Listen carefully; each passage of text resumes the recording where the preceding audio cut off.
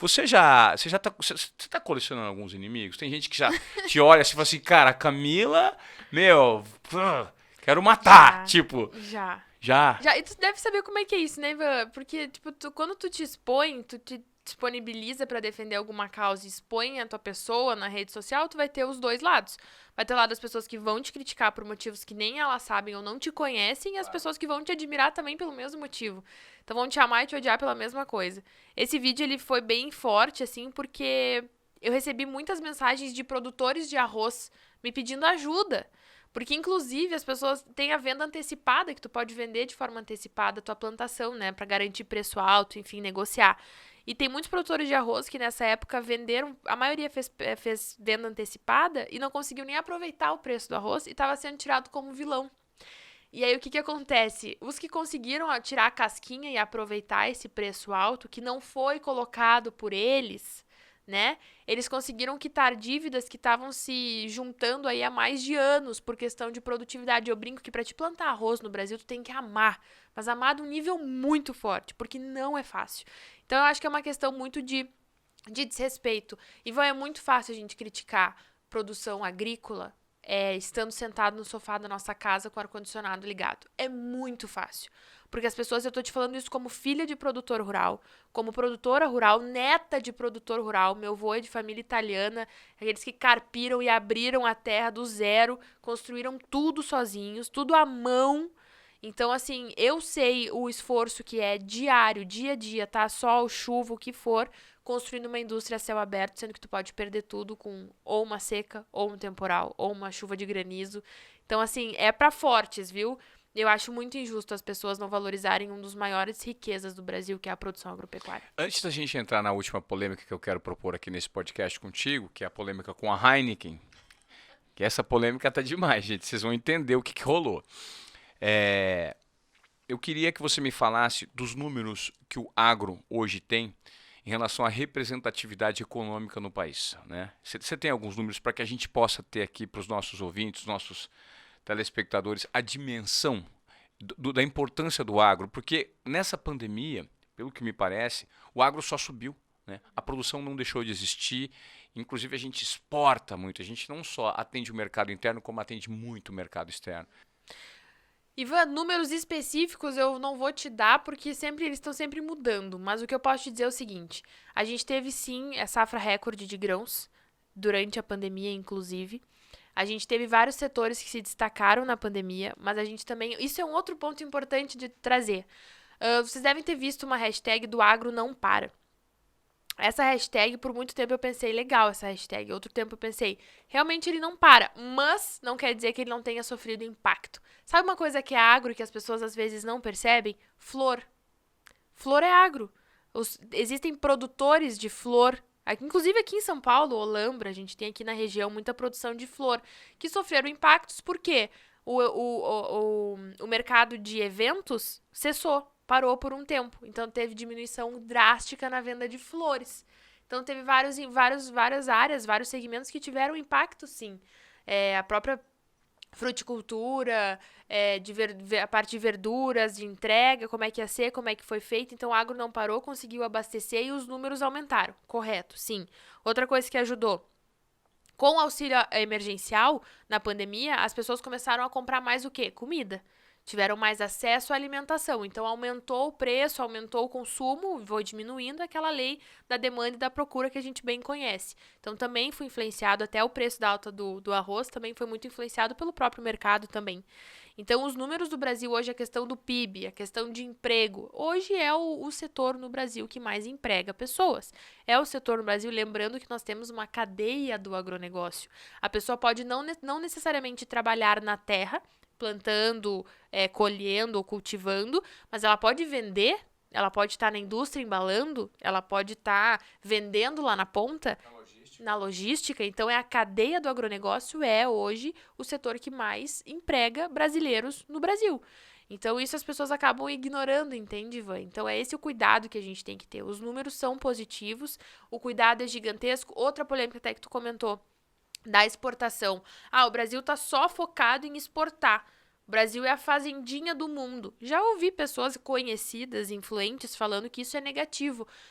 Nós somos o celeiro do mundo, Ivan. O Brasil é o país que produz 365 dias por ano. Às vezes, 3 safras numa única área, porque consegue fazer a rotação de culturas, integração lavoura, pecuária, floresta. Consigo produzir soja e carne no mesmo local. Consigo exportar e alimentar o meu público interno. A soja não alimenta, alimenta. Porque com a soja, mesmo que ela vire ração, ela vai alimentar quem? A proteína que eu vou consumir de alguma forma. Entendeu? Então a gente consegue alimentar tanto o nosso público interno, porque o Brasil foi um exemplo na questão de abastecimento de alimentos na pandemia. O Brasil não está sendo exemplo em muitas coisas, mas no abastecimento de alimentos foi. A gente teve casos como a Inglaterra, que teve falta de abastecimento em alguns supermercados. Estados Unidos, por questão de logística, teve que colocar cargas fora, no lixo, que não pôde entregar. Então, nós não tivemos esse problema aqui no Brasil. Então, por que não se orgulhar de ser a fazendinha do mundo? Eu me orgulharia, eu me orgulho, eu fico feliz com isso. Agora, você acredita que parte dessa cultura, que às vezes não chega e não tem relevância na sociedade em que vivemos, ela está vinculada a um comportamento equivocado dos produtores rurais que ainda não, vamos dizer, eles não se adaptaram às inovações e aos novos canais de comunicação para propagandear o próprio negócio de uma maneira que faça sentido para as pessoas? Porque para que a comunicação chegue assertiva, Camila, ainda existe uma cultura que precisa ser transformada na cabeça desses produtores rurais? Ivan, com absoluta certeza, e tu como comunicador sabe que tem esse gargalo aí, tem esse vão que precisa ser preenchido. Eu me formei em 2015 em Relações Públicas e fiz meu TCC e minha especialização em marketing direcionada para o agro. E eu falava para as pessoas, vai chegar um ponto que a gente vai perder o controle. Precisa comunicar o agro na base, porque daqui a pouco a base não vai estar mais querendo trabalhar no agro. Então a gente tem problemas aí, Ivan, de comunicação em gerações.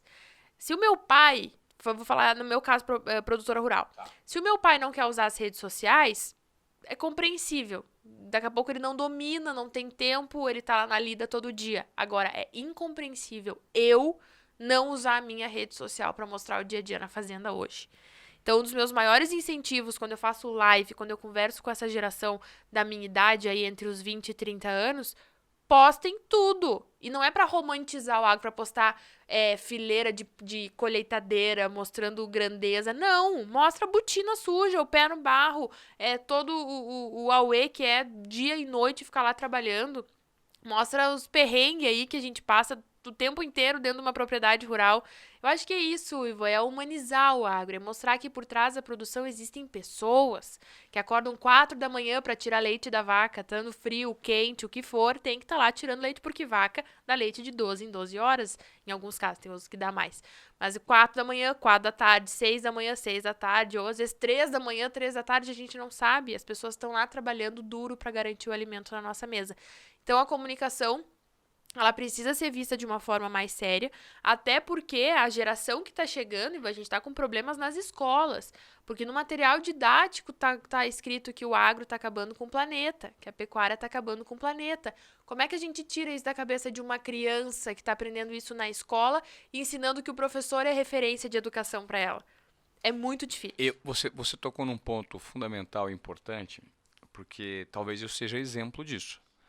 A minha filha falou que não queria. Até esses dias aventou para papai, acho que eu não quero comer carne porque eu tô com dó da vaquinha. A gente vai fazer churrasco, mas eu tô com dó da vaquinha. A gente mata a vaquinha.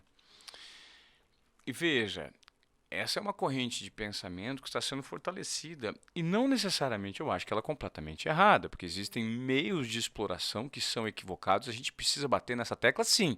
Eu acho que contra isso. E você é a favor disso, né? Você não é contra a exploração equivocada. Não, eu sou contra qualquer coisa equivocada.